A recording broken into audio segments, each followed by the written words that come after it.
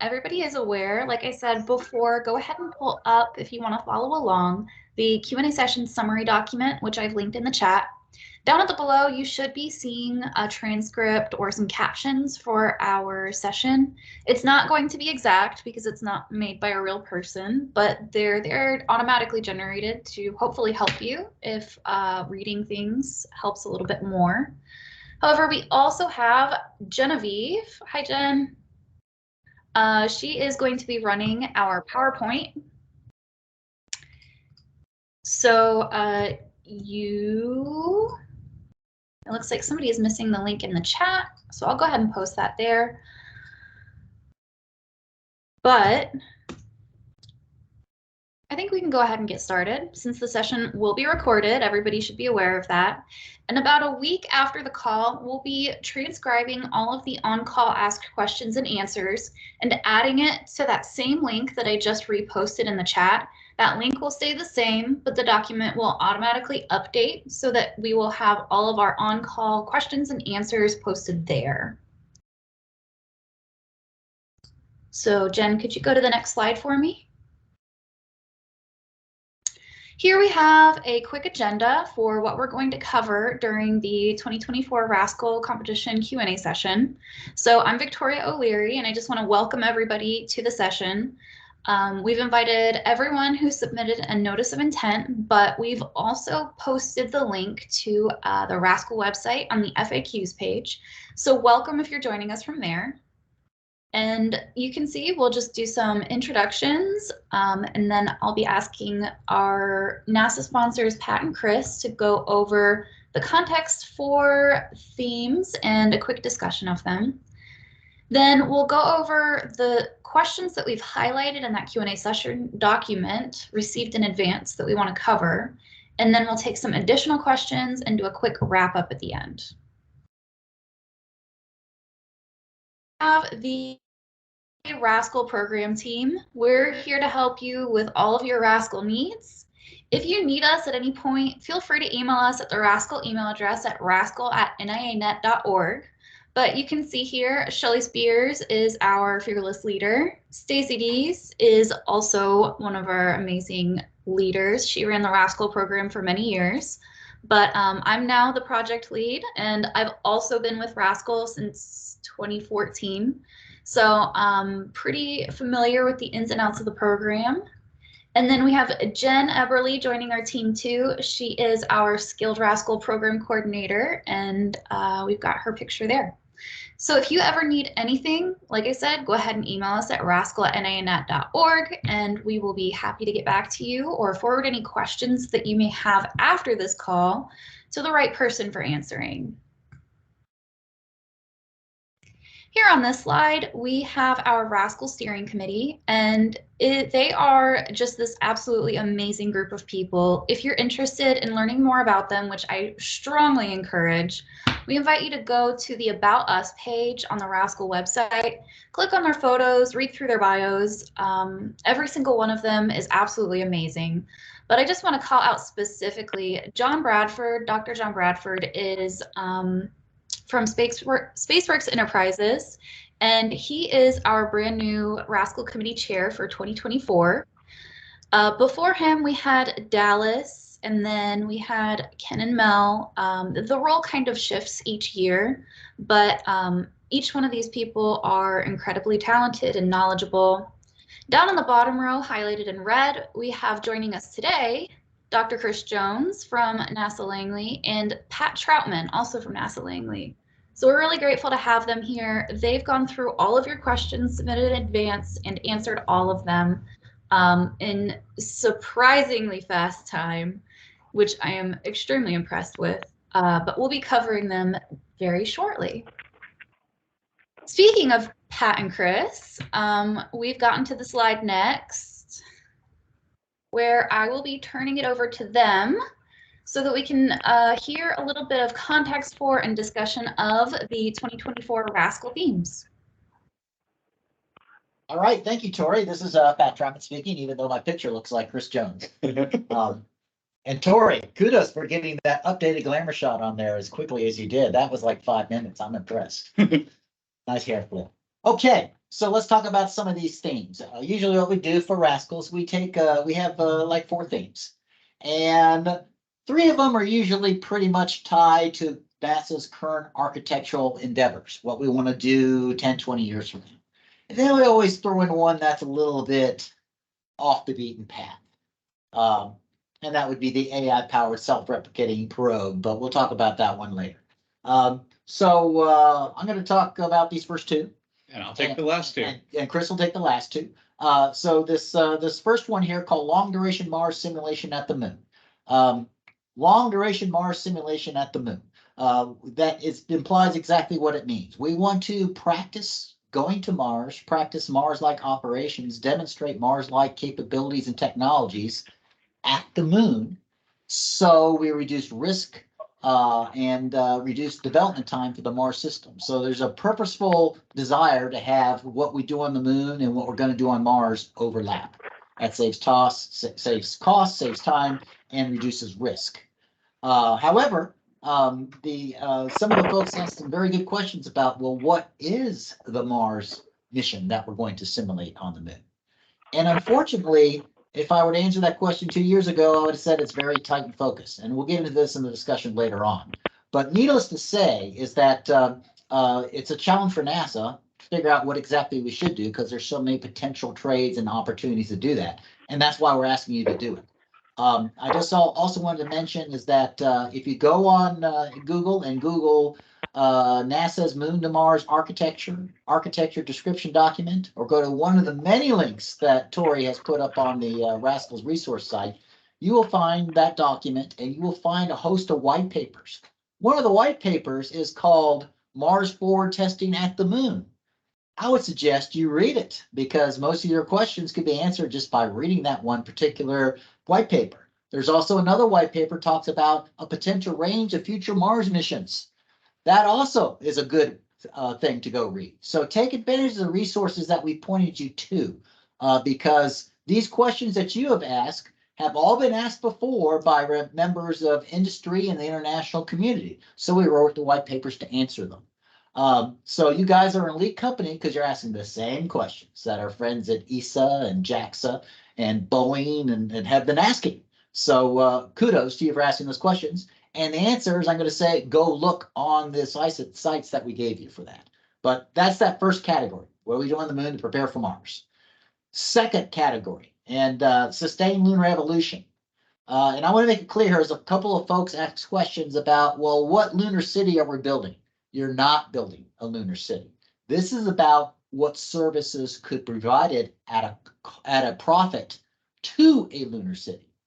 So yes, you have to figure out what the market might be in the future, what a lunar city might look like. But we're not asking you to design a lunar city or a lunar outpost. We're asking you to come up with a business plan for a service that is profitable and people will want to buy at the Moon. And why do you want to do that? Because we scratched our head a lot and can't figure out a lot of ways to make money and profit on the Moon. So we're reaching out to you guys for that, to be innovative and creative. That's those 2 categories. I'll hand it over to Chris for the last 2. All right. As Pat said, we usually like to have at least one theme there that lets you really stretch and go past what we're just spending our day-to-day jobs working on. And the third one here is very much in the proud tradition of previous themes like the human mission to Ceres or human missions to Venus, in asking you to think a little further out with us.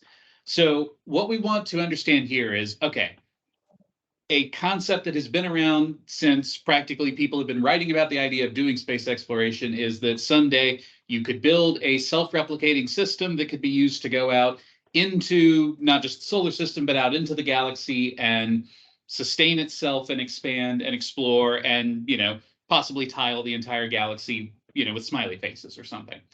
We're not asking you to do that, both because we don't want to destroy the galaxy and because we do want to keep the scope manageable here.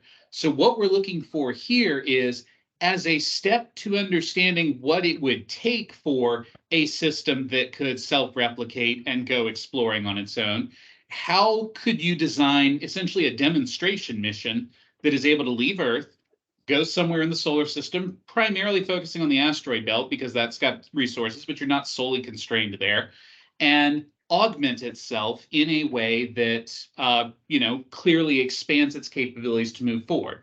You're not going to need to be able to build a complete carbon copy of your existing thing. I think that was a version of the theme I was kicking around originally, and Pat told me I was getting a little too ambitious, which, I do. But yeah, what we're looking for here is for you to talk about a system that can go and augment itself using resources and using capabilities that it brings with itself and that it finds elsewhere in the solar system. It does not need the ability to then leave the solar system and start exploring or taking over the galaxy. Instead, again, we're looking at this evolutionary approach here. And given the degree to which new and emerging AI capabilities have been in the news lately, we do want you to, in particular, contemplate how AI in its many forms may contribute to what you're looking to do here. All right, the fourth theme, I think. I want to add too. Oh, go for it. That this was a favorite topic of the NASA administrator. This is one of the reasons why we have it. If you do well on this topic, the NASA administrator might see it. So. He might want to read that paper afterwards. All right, just letting you know. Yeah, no, that's cool. All right, the fourth theme here. I think another area that NASA has paid attention to, and a number of folks have looked at before, is how might we, if we can get our hands on meaningful quantities of resources from the moon, use those to augment what we do on the moon, to enable exploration of Mars, to enable us to do all sorts of really cool things where we don't need to haul all of the material we need out of Earth's gravity well. And a huge question mark or contingency in pretty much every one of the studies that has looked at this is, assuming you've got large amount of resources that are accessible and such on the moon, and you know how to get to them, and you have systems to do that. So a big open-ended question as we see it is, how do you actually go prospecting for and finding those materials and determining their distribution and where you would eventually be able to access them in order to enable all those cool visions of doing exciting lunar ISRU? So what we're looking for here is for a concept for how you actually go into a crater or craters and do meaningful prospecting of a large area there. NASA has the Viper mission, which is going to be a great jumping off point to start learning how to do this. But frankly, if we're going to eventually do industrial scales of ISRU to enable industrial scales of resource utilization throughout the solar system here, prospecting large amounts of space in the craters at a scale much greater than what Viper is going to do is going to be a necessity, and we want to see your concepts for that.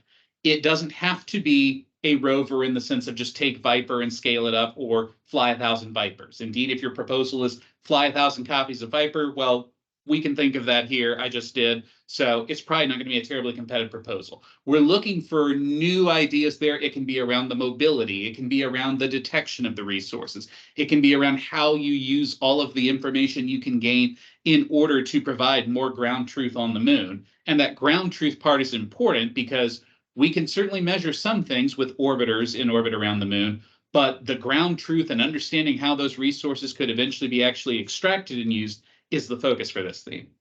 Pat, anything you want to add? Yeah, I just want to ask, if you compare it to Viper, which you can go, again, Google, Viper is not going into the deep cold tracks. Viper is going to last for a matter of weeks to months at best.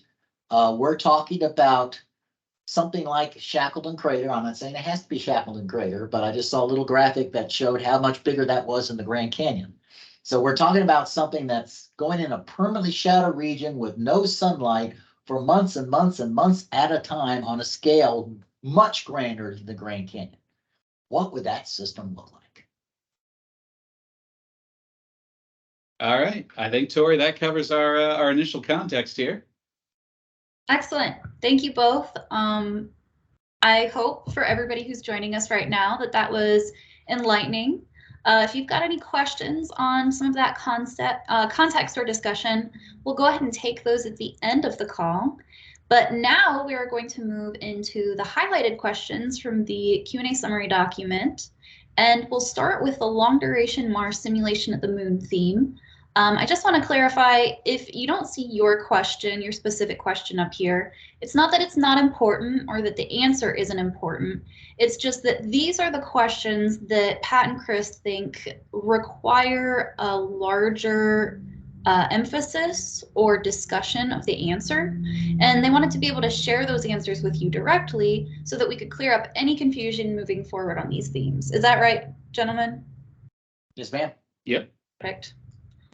So I will go ahead and read all these questions, and either Pat and Chris will discuss or read the answer from the slide. So for the first question we have here, can you define mission architecture?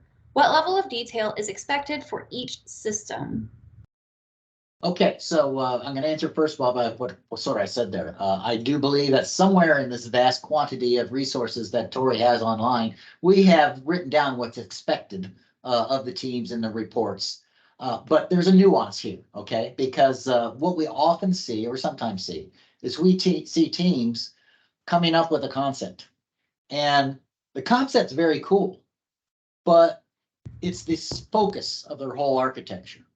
And then they spend just as much time designing a communication system or their EVA glove or something like that, when there are some things you can assume and say, we've seen designs of this, we're going to use state of the art, and we've got a mass and cost from here because it's already been done. Don't put your effort into something that's already been done that you can assume and have good data for.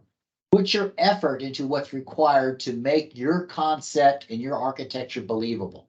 So an example I gave here, and this isn't the Mars mission simulation, but this is the Lunar Prospector. We're talking about a giant crater. But if part of your design is a power beaming system to get power down to your detection systems, I'm not even going to say rover, whatever they are, is down in the crater.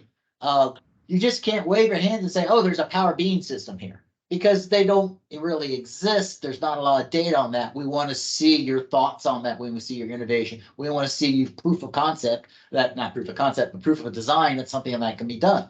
You don't need to go and design a whole communications architecture, because there's going to be one there for Artemis, and you can get away with saying, we're going to use that. And so long as you demonstrate that it has the throughput capability that you need, you don't have to design it from scratch. So we want you to focus on what's unique to your mission architecture, but not discount in it, say miracles occur. So if you say, oh, all that stuff's delivered by a starship, well, you better show us at least how it fits on a starship. You don't have to design a starship, but tell us how it fits on it and how you deliver it and how you land it and how you offload it and stuff like that. So you got to focus where it's needed. Don't focus where it's not needed. And I'll add on to that a little bit. And I think we may also address this in one of the later questions, but I'll grab it now because it's relevant. One of the big things we're looking for as the sponsors and as the judges for RASC-AL is we want to understand the concept of what you're doing. Now, if you're doing this perhaps as part of a senior design class or in some other area, things like the systems engineering process you would go through in order to turn this into a flight project, they may be very relevant for what you're doing for class or something else. But generally, that's of a little bit less interest to the judges, as opposed to making sure that you spend the time you have in your proposal and the time you have in your final report focusing on the nature of the concept itself. It's certainly worth acknowledging that you've gone and done that analysis, but don't necessarily fall victim to spending so much time on your process relative to the actual content of what that process has led to. Yeah, I think you need to think of this sort of as a solar system Shark Tank. You guys are coming up to us with this great idea. You're trying to sell us the best things than sliced bread. We might not care about, we care about how you get there. That's part of the academic process. Mm-hmm. But what gets us excited is that you got something that we haven't heard of before. You have a great idea, you have innovation. Focus on the innovation. Process is great, documented, but don't spend your time on it. Don't re-engineer something that's always been re-engineered. Focus and do your engineering analysis and design work on the thing that's innovative, that's the core parts of your concept. Gentlemen, that is some excellent advice, and I may ask you to review some text if we add it to the tips from the judges section in our competition guidelines document. We can do that. Not in record time, though. Not in record time? Well, hopefully we've already got the transcript from the Q&A session to go through, so it'll be really easy. We're going to move on to question number 9 from the long duration Mars simulation at the moon theme.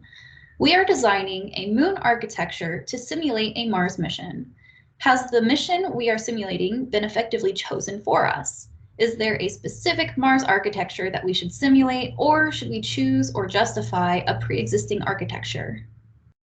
So as I mentioned earlier, that was a really good question because everyone keeps asking that. In fact, there's a whole set of studies going on this year at NASA to answer that particular question.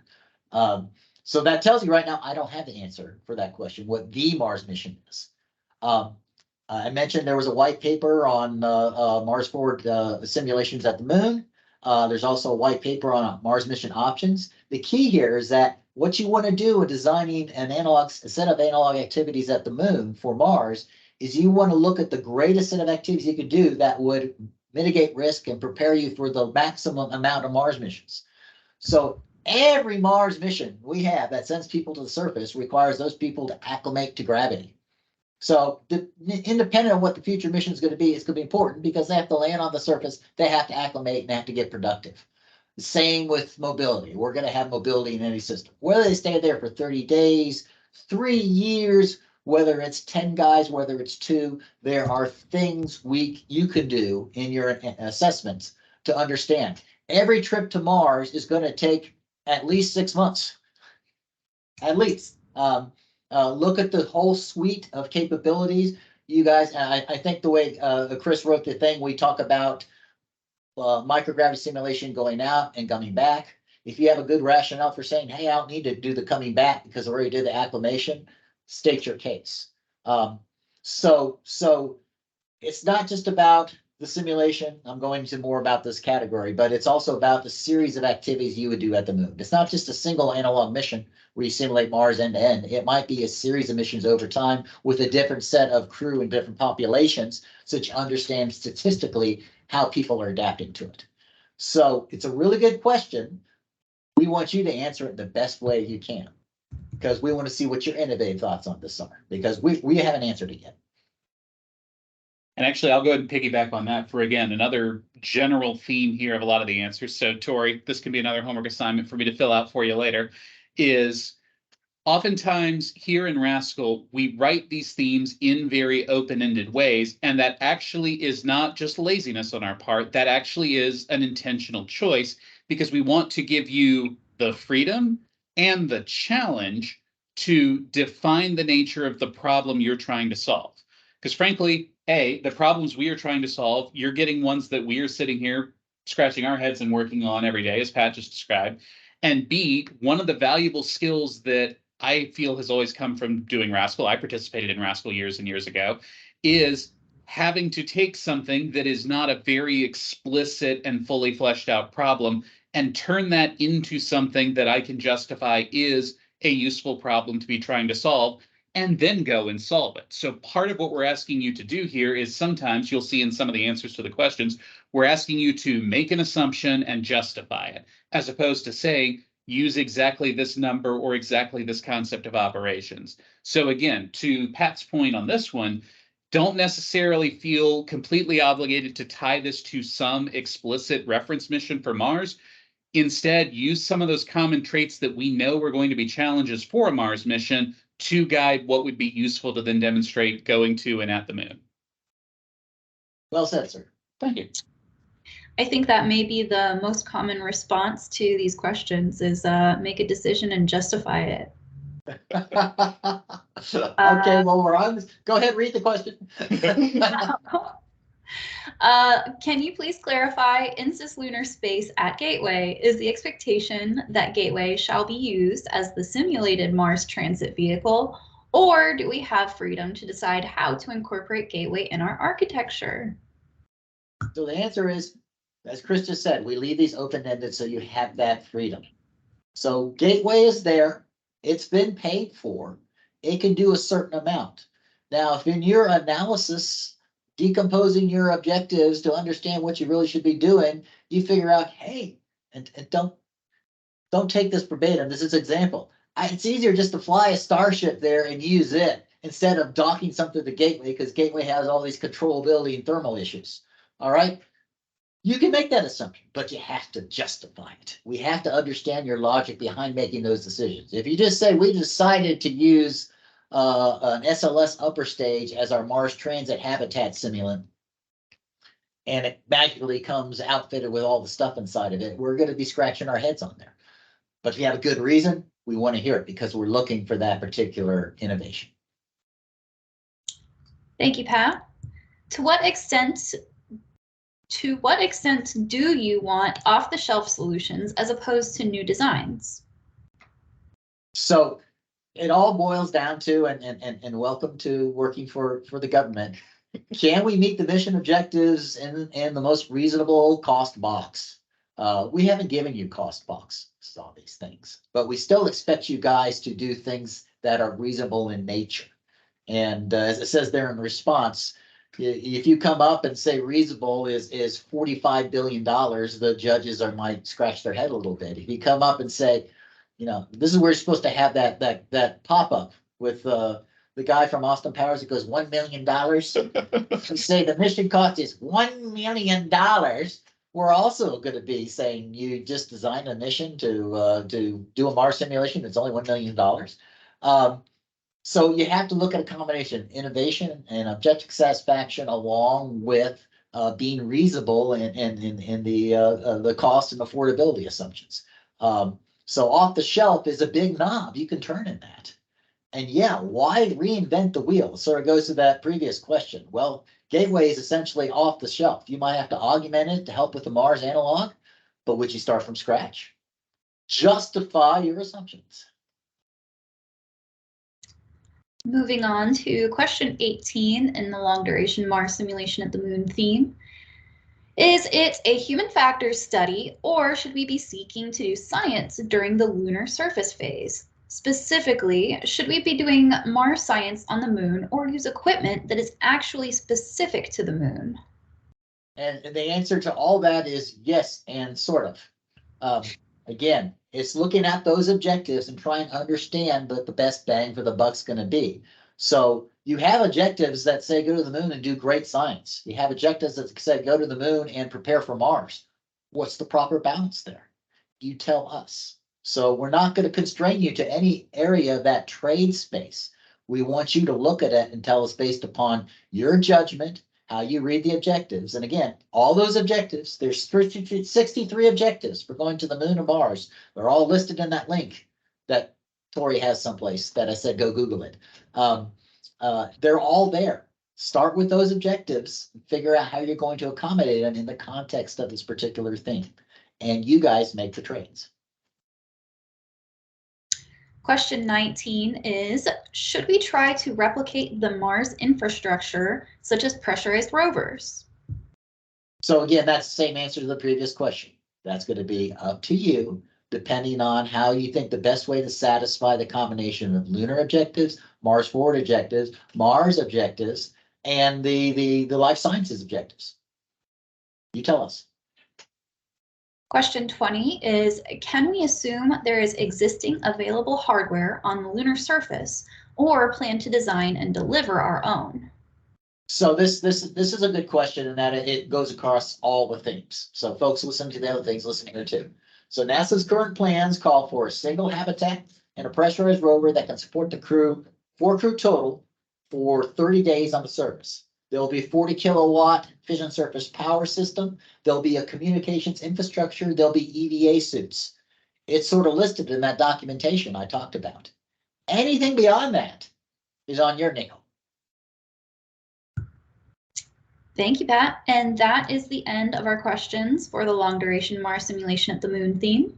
We're going to be moving on to the sustained lunar evolution theme. And our first question is question number 1. Is the focus of sustained lunar evolution more on a timeline of how the outpost will grow and evolve into a city? For example, will hit certain milestones in 2 years, 5 years, 10 years, etc., or more on a lunar city that can evolve and grow? In other words, is the focus more on getting to the point of being considered a city, or is it more on what a sustainable lunar city plan might look like? So I'm going to answer this and say the answer isn't right. It's neither. Yeah, no, and that was what I was trying to get across when I wrote this. But yes, it's really neither, in the sense that you're not looking to do an outpost, you're not looking to do a city, you're not looking to build the thing that is using these services. You're using some idea of what might need these services and doing the market analysis to understand what that could look like in order to then drive the design of services and infrastructure that actually could support that mission, that use case, or others. For example, NASA currently has a commercial service for delivering people to the surface of the moon. We have one with SpaceX, we have one with Blue Origin. They're putting in some of their own skin in the game there, okay? We're getting a deal on those particular things. Once they have the ability to send people and cargo there, they're going to sell it to other people too. So those capabilities would be there, but is there a power utility? Is there a water utility? Can someone make something? Can you just sell real estate on the surface so people can put giant signs that you can see with telescopes? I don't know. What are potential commercial uses and services that could be provided to a growing lunar city? And what would you have to charge, or what would have the market be in order for you to make an actual profit? That's what we're asking. We're not asking anyone to build a lunar outpost or a city. We're asking people to make money off of it. Excellent clarification. Along those lines, question number 5 is, what architecture can we assume will already be in place? For Just example, answered it. Alrighty, we'll move on then. 7 is, how large of an area should the regional service architecture span or cover? So at a minimum, and again, this is open to your market model, but our plane exploration, the capability that we have initially on the landers is within about 5 degrees of the pole. We also have requirements that they go global. So I'm trying to set a minimum here. So at a minimum, 5 degrees from the pole. But if you can make a case for selling some sort of resources or service or intellectual property or legal zone on the moon, whatever it might be, global is fine too. Question number 8 is, aside from the South Pole, are there any other specific regions of interest our architecture should target? So the answer is yes, and I think I just answered that in the previous question. And there's many of these objectives that talk about global reach for science or other reasons. If you guys are looking for those 63 objectives, you can check the very top of our resources page under recommended reading. You'll see that it was added yesterday, so it's very fresh. Question 11 is, do we have a capacity limit for payload on the first SpaceX lunar trips? So here's the situation, guys. It's not normal. Like I can tell you SLS can push 28 tons on TLI. The reason I can tell you that, it's a NASA design and it's a publicly available number. I might be wrong, but it's close to that. I can't tell you what SpaceX has told NASA they're going to do, or Blue Origin has told NASA to do, because it's a commercial service. That's their property. But you're free to use anything that's available out on the internet. And there are numbers that are correct out there on the internet. But don't take the first one you find. Check, and double check, because we've had some RASC-AL folks who've grabbed the first number they found and it's been wrong. Thank you, Pat. Moving on to question 12. How many initial crew members? We had the same answer we gave before. That's your end state in the NASA where you guys have to start taking over. Question 18 is, do we have to develop the details for water processing plants, power generators, etc.?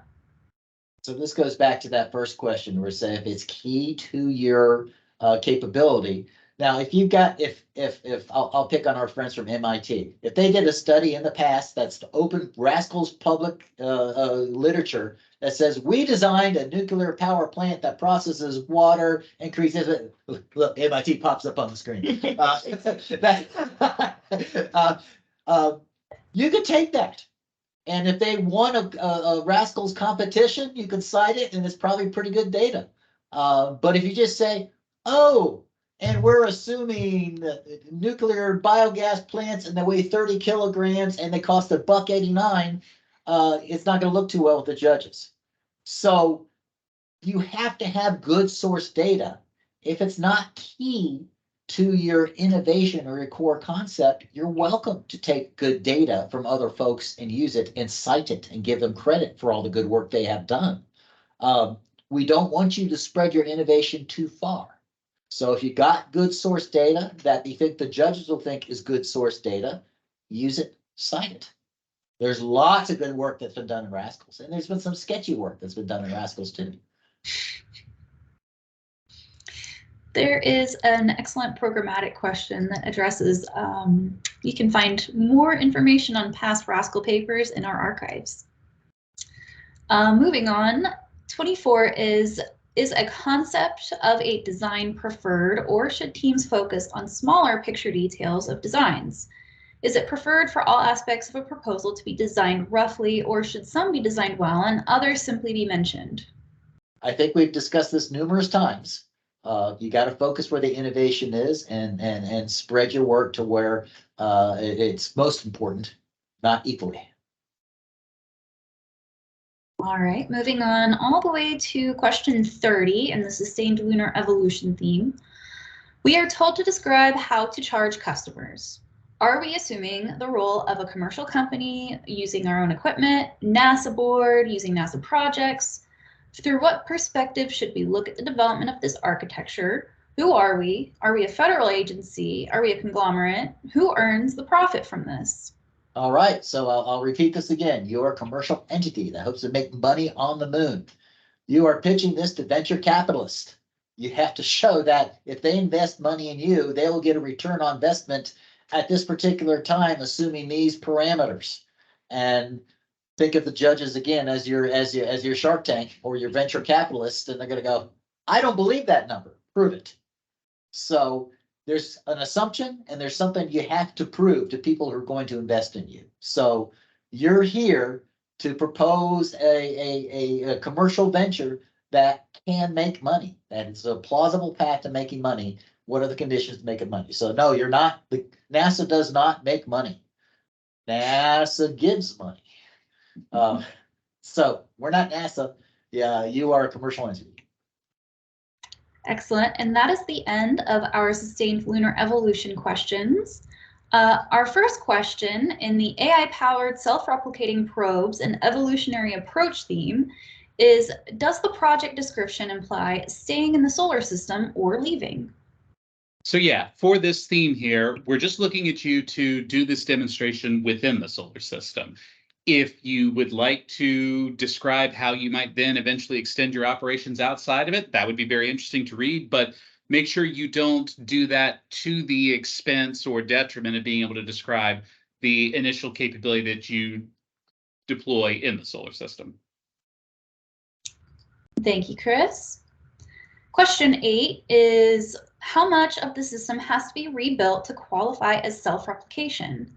Can you give a clear explanation of what an increase in functionality would look like if done autonomously by the spacecraft? Yeah, so again, to help clarify here, the aspirational goal of where this goes is a fully self-replicating probe. But for the sake of what you're doing for this theme, that evolutionary approach part of the title is what's relevant here. We're looking to demonstrate something rather than have to replicate the whole thing. So showing the ability to go and produce propellant and refuel it, that could be useful. Showing the ability to build some mechanism that expands capability, that would be good too.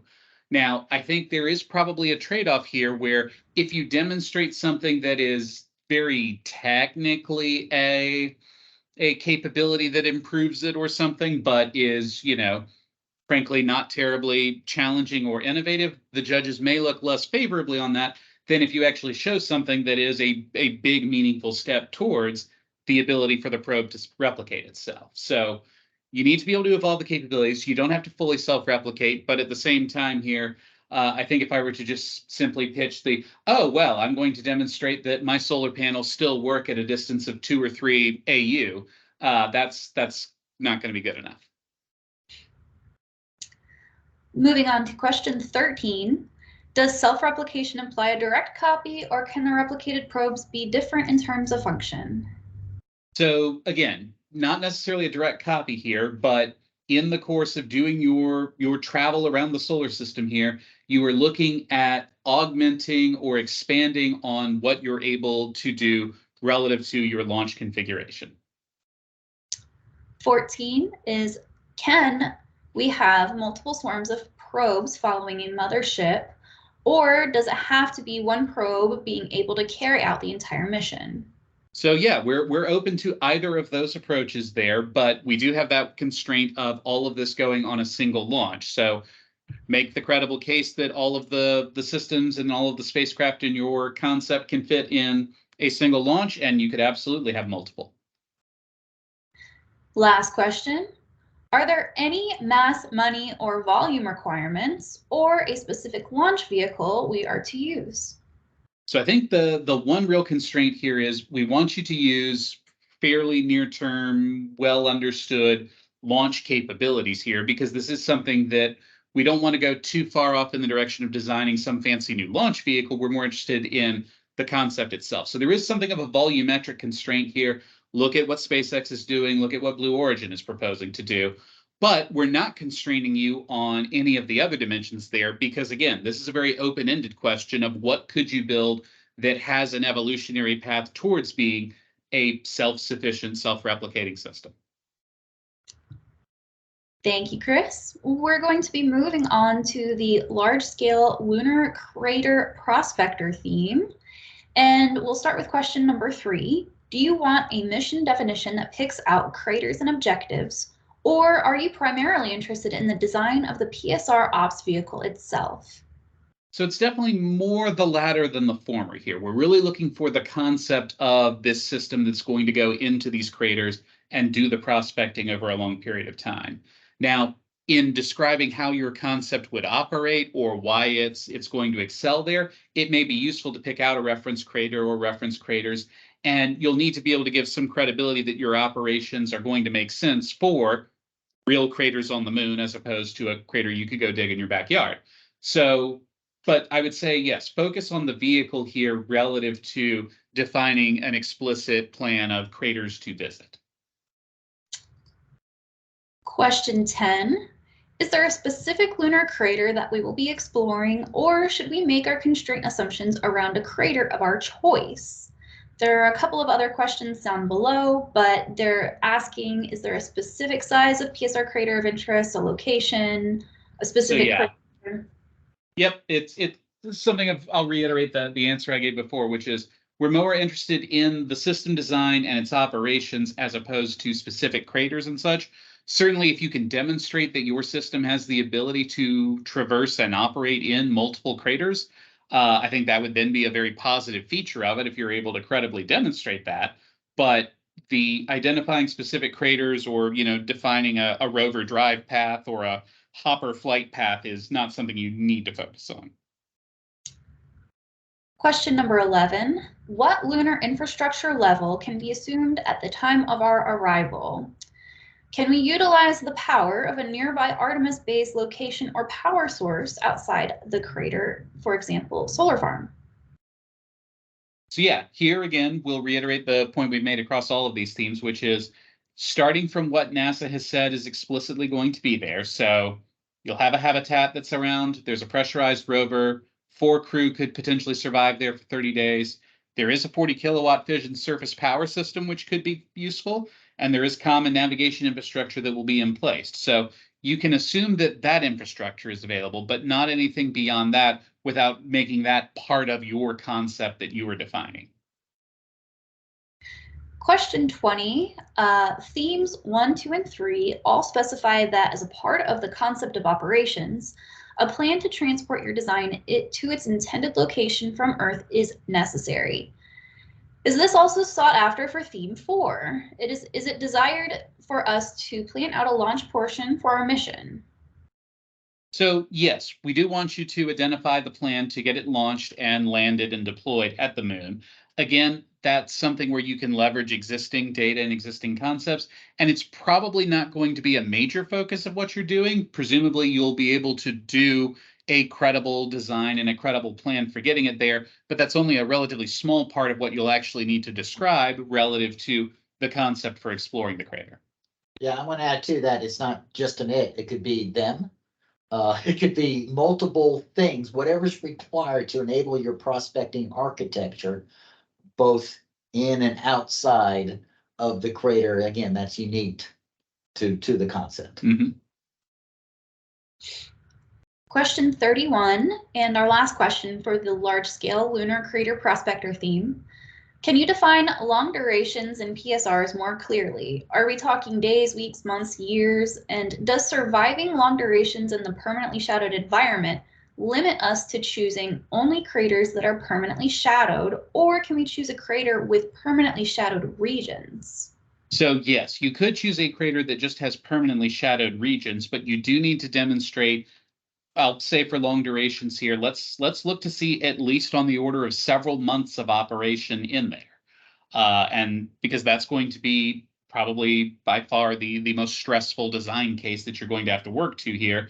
And honestly, in order to prospect large craters that are going to be big enough to enable, say, future industrial scale ISRU, you're going to need to be able to spend long periods of time in there. And that's the end for the large-scale lunar crater prospector theme. We're going to move on to our miscellaneous questions, and Pat and Chris will answer this first question, and then last question up next is one that I'll answer. So should a full and thorough concept of operations that includes all requirements in the NASA SE handbook be included in our proposal, or are the RASC-AL judges only seeking the specific components listed in the theme descriptions? All right, so yeah, this circles back to some of those big picture things we were answering when we first started in on the questions here, which is that we really want to see the concept and the architecture from the point of view of being the judges and being the NASA sponsors for this.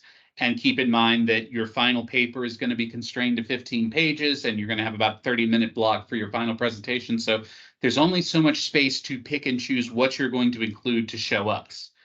Now then, it may be useful to then go through a more thorough process to get there by leveraging what's in the systems engineering handbook, by leveraging other approaches. And indeed, the work you do, if you're doing this for a senior design class or something, may require you to have something more thorough that you need to document and put together. So it could be useful to go through and do all of those things. But from the perspective of the judges, we are going to really focus on what is the concept, how is it answering the themes challenge, and is it innovative but credible? Innovative and credible. Let's do both. Yes, that's it. Thank you. And we're moving on to the portion that is going to be answered by me.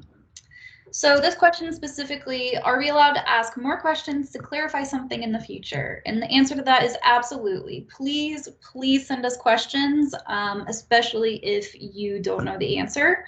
We would love to be able to answer those questions for you instead of having you struggle and not know which direction you're supposed to go in. You can send those questions to rascal@nin.org, which you can see on the screen, or it's at the bottom of all of the emails I've sent out and also on our About Us page. So go ahead and reach us there, and we'll forward your questions to the right person, whether it's people on our steering committee, whether it's us answering them personally. We'll find an answer for you and try to get back to you as soon as possible. But we do strongly recommend that you ask us questions early rather than either right up against the proposal deadline or right up against a holiday, because the people that we send the questions to may be off. And it helps a lot if we can get those questions to them early, so they have plenty of times to answer them. Got a note in here. Hey, Tori, I just want to add something just on the questions.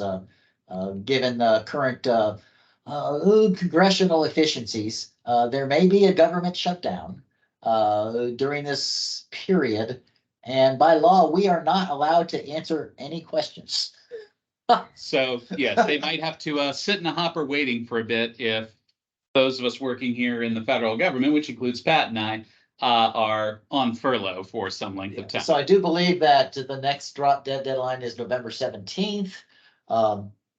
If you have great faith in our governmental processes, don't worry about it. But if you have questions, you might want to send us questions before then. Or plan to have the answers come not just on November 20th. Yeah. Well, you guys should all be enjoying your long break from school, hopefully anyway, for your fall break. So for this section, I will ask Jen, hi Jen, to Hey. read these questions, and I've selected a couple of these for us to go into further answers for. All of the questions in the programmatic section are important, but these are the ones we want to cover specifically. So question 2, what does partnerships with universities from Artemis Accords countries entail? Are we allowed to credit international contributors on the proposal? So we've gotten a couple of questions about specifically partnerships with foreign universities, involvement from foreign nationals, and this year's RASC-AL, well, let me say first, RASC-AL has always allowed for and encouraged university partnerships. And that includes with foreign institutions, but it can also include with different industry sponsors that you guys may be working with. We've had teams work with Boeing, we've had teams work with Honeybee Robotics. So if you have a connection there and you want to have a partnership with industry, we do encourage that too. But this year's competition specifically asks for US-based universities to lead collaborations with foreign universities from countries who have signed the Artemis Accords. Now, it's not a requirement. We're not saying that you must do this, but if you already have a good working relationship with another university, or if you're interested in exploring that path, we encourage you to do so specifically this year because we think those kinds of collaborations could be really interesting and we could get some really cool work out of those proposals. I will say that neither NASA nor NIA can facilitate the matchmaking. We don't want to give out your PII. We don't want to give out your information.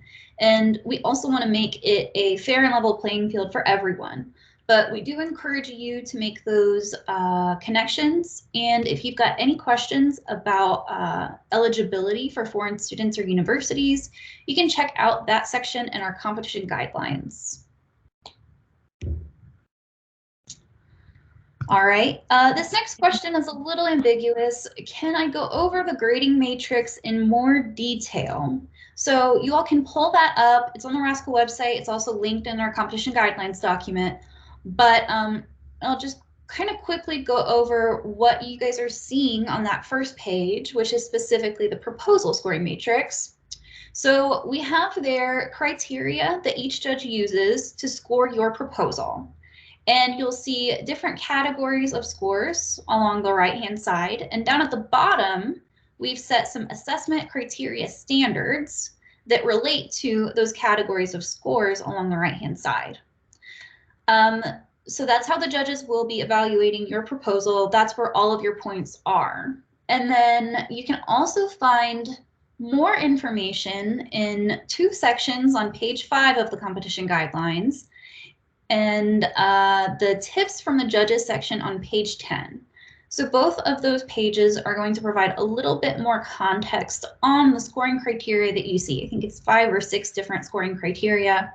And we've done a great job at kind of condensing those down to a sentence or 2, but we've got more expanded context for that on those pages. So you can read it there. Question 13, do advisors need to be U.S. citizens? No. To be eligible as a faculty advisor, you must be employed by the lead university to teach a class and or perform research. In fact, if you are collaborating with a foreign university, the foreign team must have a faculty advisor from that institution, and it would be interesting if they were also a US citizen teaching at a foreign institution, but it's probably not going to normally be the case. So yes, faculty advisors can be foreign nationals. You don't need to be a US citizen. Question 14. Our team is designing a large-scale prototype. Would we be able to effectively transport this prototype to the competition if we are selected to compete? So I want to start off here by saying large prototypes are really cool. We want to acknowledge that right up front. We think they're cool. You think they're cool. Our judges think they're cool. We don't want to tell you, no, you can't bring it. But there are some serious limitations that we need to let you know about based on not just the space at the hotel, but also because we want you to be able to show the best prototype of your work. So if you plan to bring a prototype larger than a 1 foot by 1 foot cube, and this is only specifically for finalists who would attend the forum on site next June, you must let us know if it's larger than that cube. Additionally, the host hotel does not accept pallet deliveries. So if your box is particularly large or heavy and you need to put it on a pallet, it will not get there. Also, we want you to limit your delivered boxes if you do decide to mail a prototype to no more than 2 boxes. And understand that it's going to probably be like a single person, like hotel staff, that's going to have to move that. So if it's very difficult for you to transport to get to the FedEx or the UPS, however you need to mail it, it's going to be really difficult for people at the hotel to move it. And then finally, some of the doors at the Hilton, our host hotel, are standard size. And we had an issue last year where a team sent a couple of boxes to build their prototype. And then after they built it, they discovered that they couldn't actually get it through the door. So they had to disassemble it and then move it through and then reassemble it. I think that's right. The team that did that might actually be on the call. You might be able to answer specifically about that, but we just want to let you know that be mindful as you design your prototype, and you should consider scaled, lightweight, and or foldable options if necessary. We'll have more information for finalist teams, but just keep that in mind. Troy, Chris and I were just talking about, I think it was the Drexel sphere. That From some years ago. From some years ago. It expanded and filled up. It was the size of a room. But they got it there. So yeah, innovation. Kudos to them and all the folks who brought big prototypes. And another thing too is be careful of lithium-ion batteries. You don't want to be having to ship those through the mail and stuff like that. So think about all that. But we love prototypes. We love them. Yes. Yeah. If you decide you want to build a rover, build a rover. That sounds really cool. But if you can make a scaled rover that's a little bit smaller than full size, that's going to be really effective, right? The most bang for your buck. But the Drexel sphere is a great example. It literally filled the entire conference room because it expanded, right? And then it had these joints that retracted into this sphere that was pretty small and petite. But when it expanded, they could fit their entire team inside.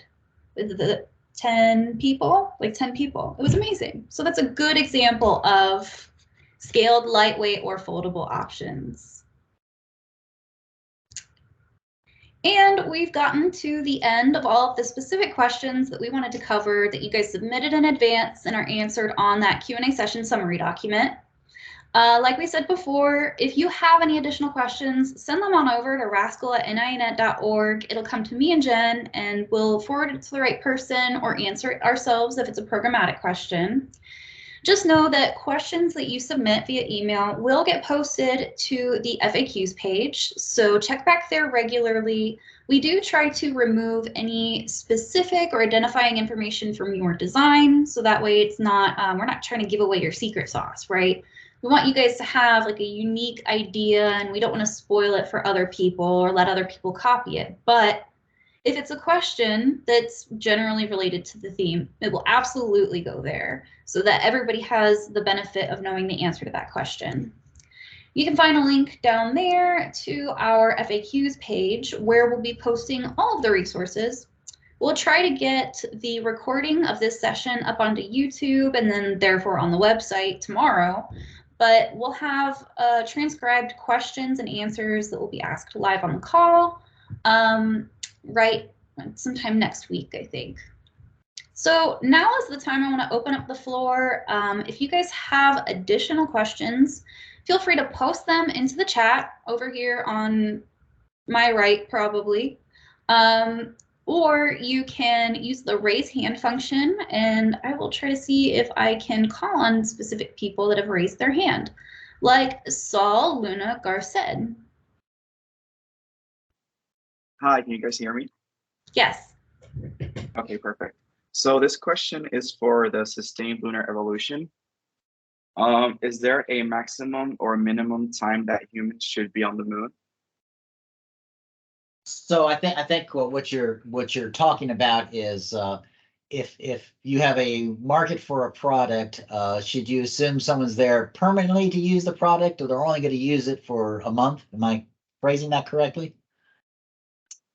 Yeah.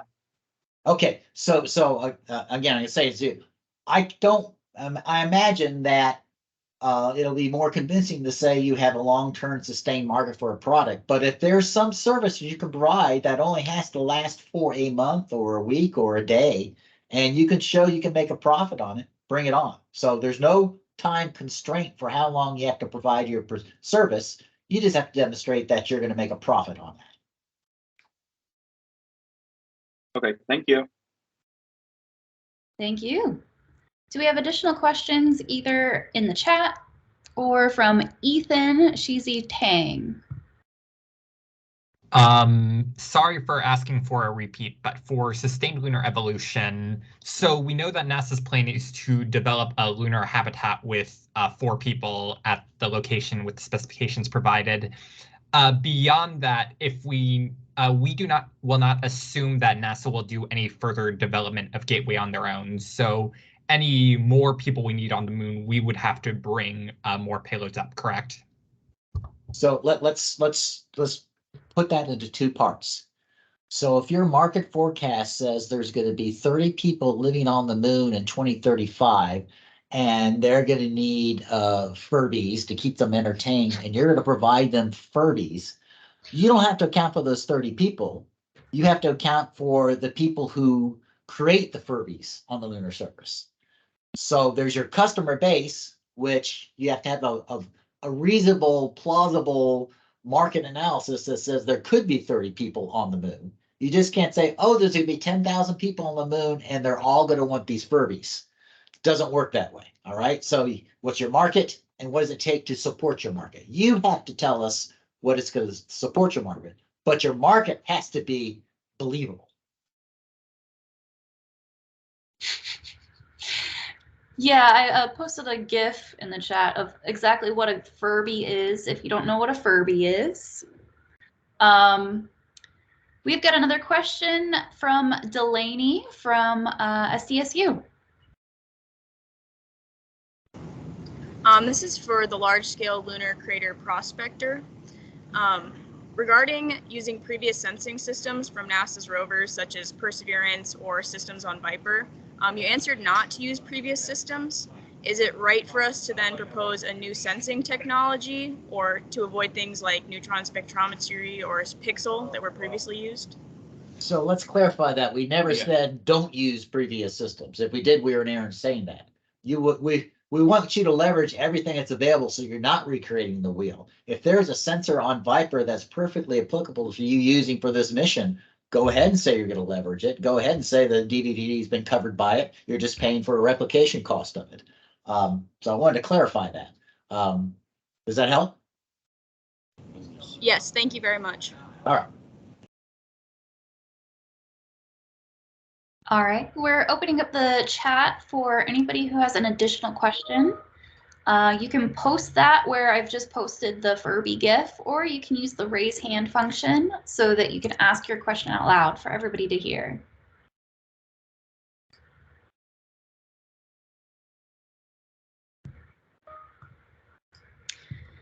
Question: what levels of autonomy should we assume in terms of supervised versus full autonomy from the spacecraft in the context of the AI-powered self-replicating probe? All right. No, this is a good question here, because AI capabilities are moving very quickly here, and it's, honestly a little bit difficult to forecast and say, if this is something that's going to happen. I think we have the time bracket we put out there for this is having this operational by the end of the next decade. By the end of the next decade, AI could look like a wide variety of things. So I would say there's not a specific level of autonomy to assume, as opposed to figure out what you would need in order to enable your mission to work, and then give some credible justification that you think there's a path for that AI to exist. I'll rephrase it. I'll give you an example. Mm-hmm. Our current rovers on Mars, they're hardly autonomous, right? Now, maybe the little helicopter's got a little more autonomy in it, but basically there's a room full of people down at Earth. They get the data, they look at the data, and then they plan the whole day's activity, and it moves a foot or two or reaches and grabs a rock. I would hope that no one would assume that a decade and a half from now that this probe in deep space with an hour time delay is going to require that level of assistance on Earth. Hence, AI. So it's about assuming, but also specifying what levels will be required for that spacecraft to operate in this manner. So we're interested in seeing that. So yeah, Chris is right. You can't project where it's going to be. It might be that Skynet's active in 2040 and controlling us thoroughly. Yeah, this isn't even a question. Right. But it's understanding where the technologies need to be and describing that there is a plausible path to get there. And I don't think anyone argued that 15 years from now, a spacecraft with the right amount of sensors could be able to reach out and grab something and process it without a team of humanoids back on Earth directing it. Yep. Our next question comes from Dr. Dave Aiken at Maryland. Hi, everybody. I want to push a little on the gateway for Moon to Mars. So if you say that Gateway is there and available for the 2-year-long transit simulation periods, is NASA okay with completely dedicating Gateway for 2 years to this mission? Or are you saying you're okay with not having any particular time delay sort of protocols for the crew during that year? Or are you saying go figure it out yourself? So, Dave, that's always the answer there. But no, all your points are very valid there. But you can assume that this mission is important enough that NASA would dedicate the gateway. The gateway is always looking for a purpose in life, and gateway is it's ideally suited to do this. It's not big enough to do a Mars simulation permanently crewed for 2 years. You would have to figure out what would need to be augmented to do that. Would you add a module? Would you dock a Starship to it? Would you, I don't know. That's the innovation part you guys come up with.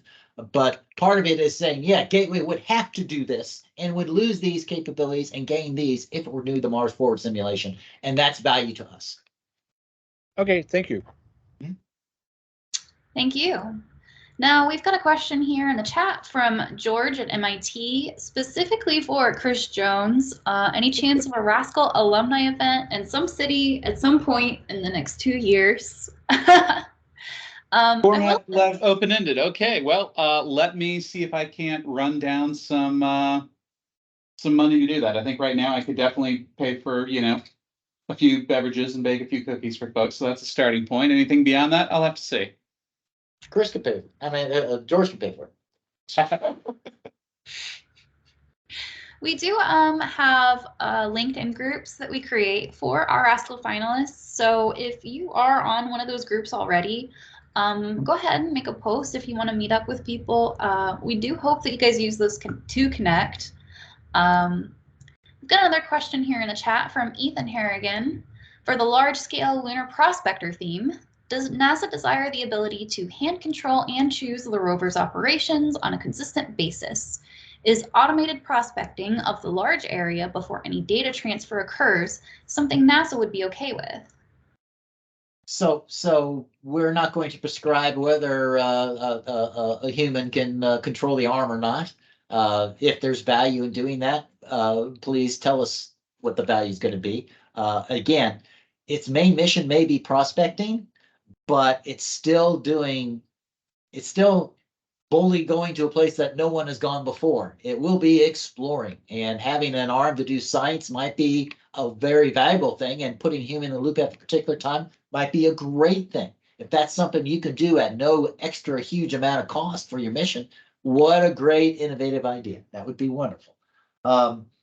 Yeah, and I don't think there's going to be, you're going to have to come up with some sort of stow and transmit type capability for this. We're talking about, hundreds, thousands of square kilometers, and you're going to be below equator rim for a lot of it. So we would be okay with, it going dark for a while and then coming out and relaying all its data. We get a couple of questions here for the AI-powered self-replicating probe theme. The first one from Wilhelm Ramaser from U of U. For the AI probe project, should we have demonstrable code? And should we be using F prime, or would other languages be acceptable? So no, you don't need to actually develop any of the code that would operate here. The AI part, I think, is important in that that is probably what enables the ability for this to operate, again, potentially at very long communications lags from Earth. But in my mind, the more interesting aspects of this theme are going to be the components of the system as it operates, as it sustains itself, as it has its ability to augment itself. And so that's less of a software engineering problem as opposed to what is the hardware that's going to enable that to happen. However, if part of this poster session or the demonstration, they want to have a laptop there running some AI that uses a vision system that a judge comes up and takes the balls and moves them around, and the AI has to grab the ball and put them in the bucket in the right order or something like that. I'm thinking something that requires some minimal smarts. We'd love to see that because that's part of operating remotely at the site. It demonstrates a aspect of the feasibility of the concept for doing something. So we would not be, we're not going to prescribe any programming language. Mm-hmm. But if you'd like to demonstrate like something like that, we'd love to see it. That does fit right up there in that prototyping area that we're interested in. We have another question from Nikki Smith-Cello from Embry-Riddle. AI self-replicating probe theme. Is there an ideal TRL range that we should lean into as we design our system? So the main constraint on that, I would say, is I believe in the theme or in the one of the questions we answered, we did want the mission to be ready to launch by the end of the 2030s. So technologies that could be credibly matured and infused into your system by the end of the 2030s should be the kind of bound for how ambitious you can get with technology. That's the end of the questions that I'm seeing for now in the chat. I'm going to invite all of you to go ahead and still use the raise hand function if you would like to raise your hand to ask a question, or feel free to start posting those questions in the chat. But for now, I'm going to take a quick peek on over back to our PowerPoint. While you guys are writing your questions down, I want to go over some upcoming important dates for everyone. So Jen, if you could go to the next slide. Here you'll see all of our upcoming important dates, not speaking about the November 17th deadline for our either continuing resolution or budget passing. So for teams specifically, this upcoming March 7th is the deadline to submit proposals and videos. So you'll see most of these deadlines occur at 11:59, which is midnight East Coast time. So if you're not on the East Coast, you need to adjust those times and submit when it is the correct time in your time zone. So March 7th, that's the deadline to submit proposals and videos. And about a month later, on April 5th, we will let you all know of your selection status. We had a question come in. We are accepting 14 teams this year to attend the 2024 RASC-AL Forum. So we get a lot of proposals. If you're not one of those 14 teams, we really appreciate your work, and we'll be sending out feedback to everybody on their proposal. But for those finalist teams, we've got a couple additional deadlines down below in blue. You'll see May 9th, about a month after you get notified of your selection status. That's the deadline for forum registration and payment.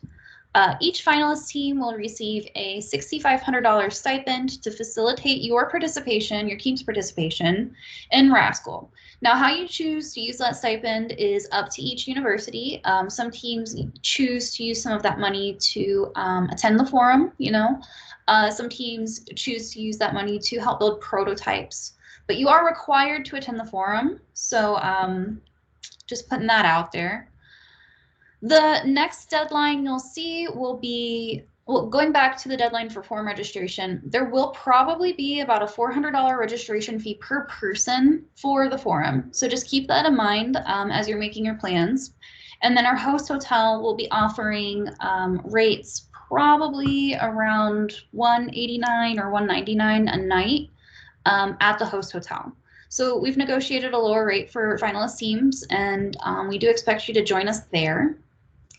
May 27th, which is right around Memorial Day, this is when we're trying to get into those. If you've got questions, ask them prior to the holiday, far in advance, in case some of our judges decide to take a vacation.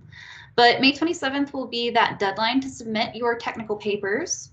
And then the final submission, other than actually attending the forum, will be on June 8th. You'll submit your final presentation file, that chart deck, and a poster file.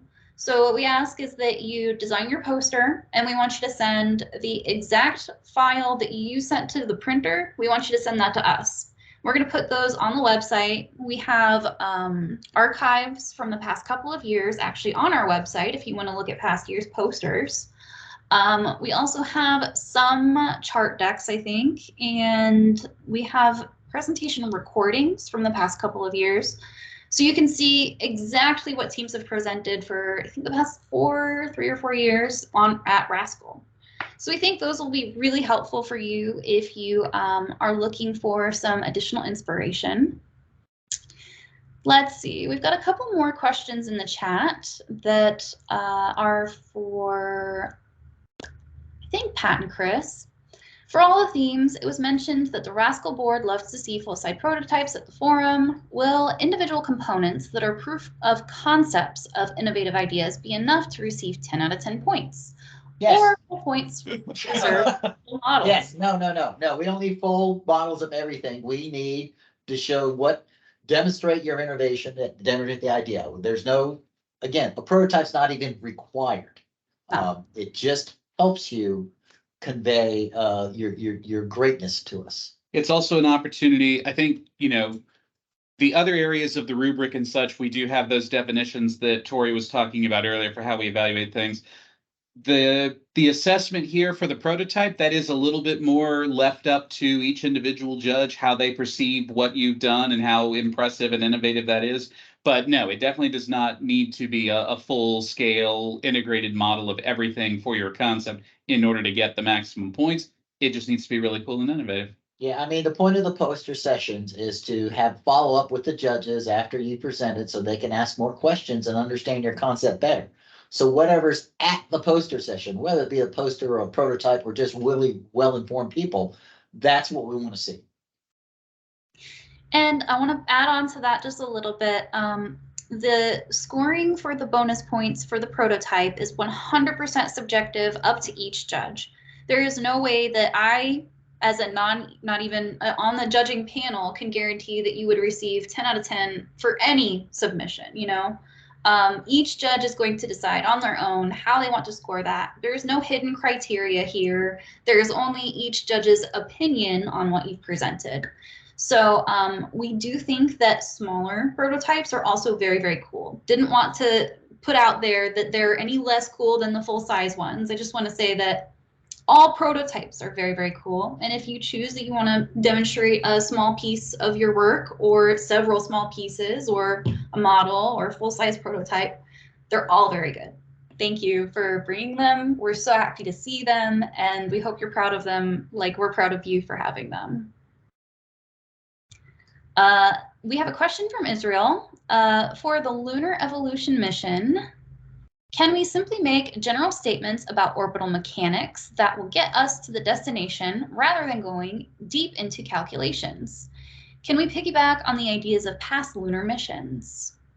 Yeah, absolutely. I mean, we have systems we're developing for Artemis that can land anywhere from 3 to 12, 15 tons or more on the moon. You don't have to redo all our orbital mechanics. That's why we have providers to do that. So this goes back to that area we talked about, is where you put your expertise and where you put your detail. Everything is not equal. If there's already demonstrated capability or one in the pipe that says I can land 3 tons of payload at the spot, you say I'm going to use this lander and it's going to land 3 tons at the spot. Everything after that may be up to you. But no, we're not looking for you to reinvent the wheel on anything if there's already demonstrated capability as part of the architecture to do it. Thank you. And Israel, I just posted a couple of sentences for your follow-up question. We've got another question from Ethan Harrigan. As a follow-up to the prototype points, one of the major innovative ideas we have is tested inside a vacuum chamber and on a statically charged surface. Is there a desired way for this to be demonstrated? Should we bring the prototype as well as the video demonstration of it? Yeah. I think that sounds like a pretty good way to do it. Yeah. You know, we get a chance to see some hardware. We get a chance to see how you were able to do the testing of that hardware. So that sounds like a good way to put it. Again, to Tori's point there, for some judges, that might sound 10 out of 10. Some judges might not be very moved and they might not score it very highly. It's, again, a very subjective thing for each individual judge. But as a way to demonstrate things, bringing hardware and showing how that hardware was used in ways that you can't just demonstrate right there in the hotel room because you're probably not bringing a TVAC chamber with you, would be a good approach. Yeah, and we like to see failures too. If you've had some tests of prototypes and they failed, we like to see what happened and how you adjusted to that. You learn a lot from failure, so don't be afraid of them. And sometimes they're funny. Yes, they are. That's true. Do we have any additional questions that people would want to post over here in our meeting chat, or feel free to raise your hand?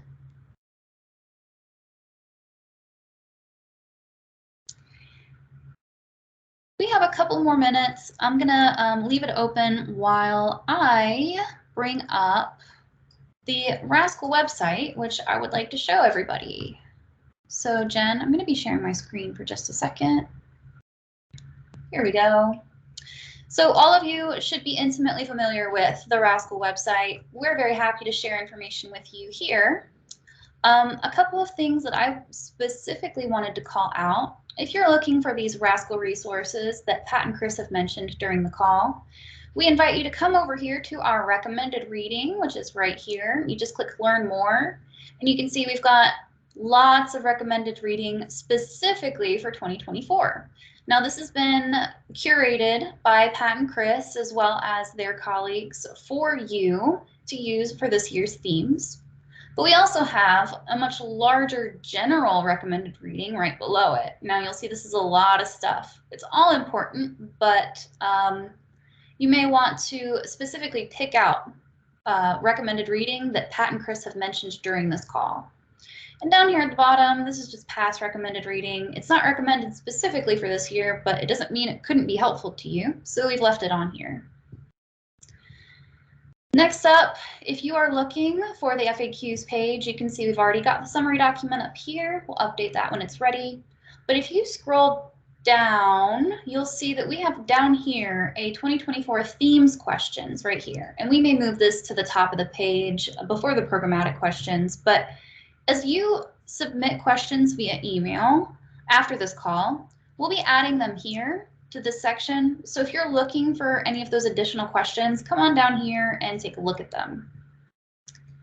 And if you're looking to learn more about our RASC-AL judges. Tori. Yes. Looking at some of the chat here, it's possible that the page isn't coming through for everybody. Pat and I are seeing it, but it looks like some folks in the chat are not seeing the web page. So it could be that your organization is blocking the ability for you to see like the image in Teams. I can post a couple of links, but I will share that you'll just go to the RASC-AL resources page and see click the Learn More button under recommended reading, or scroll all the way to the bottom of the FAQs page, or do Command F, which should find on your page the 2024 themes questions. That's what you'll be looking for there.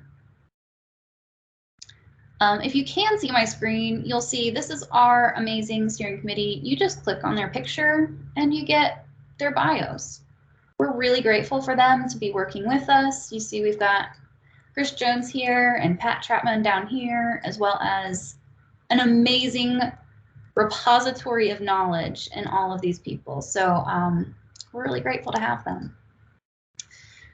So do we have any additional questions here in our chat?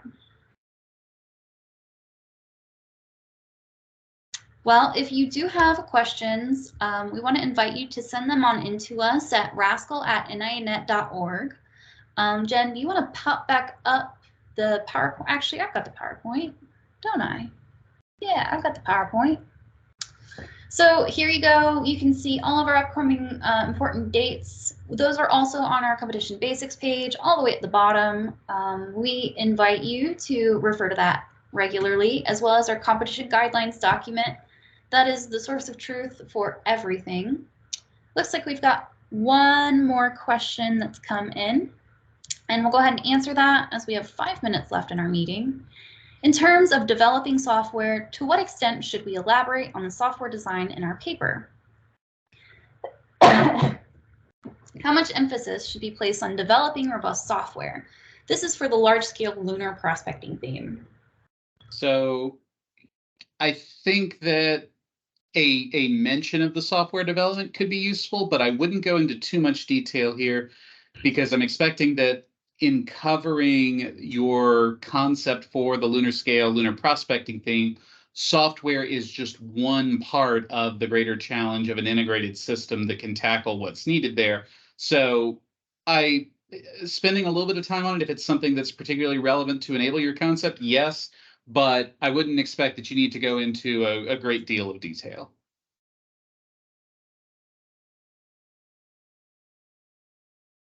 You're on mute, Tori. I said, thank you, Chris. I'm not seeing any additional questions here in the chat. I'm not seeing any other raised hands.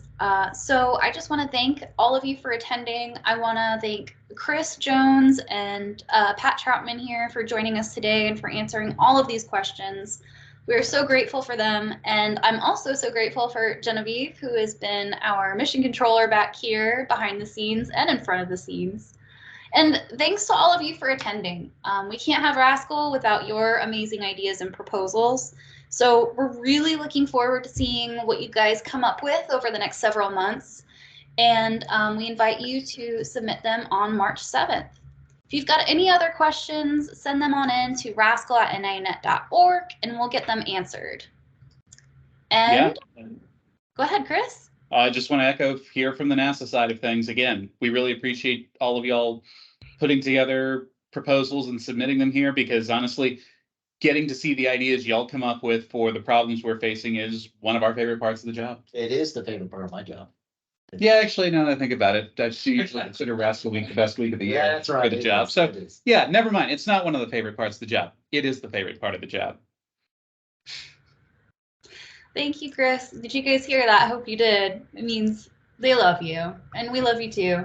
We hope you guys have a great rest of your day, and we look forward to reading future things from you. Go innovate. Bye. Yep. Good luck, everybody. Bye, everyone.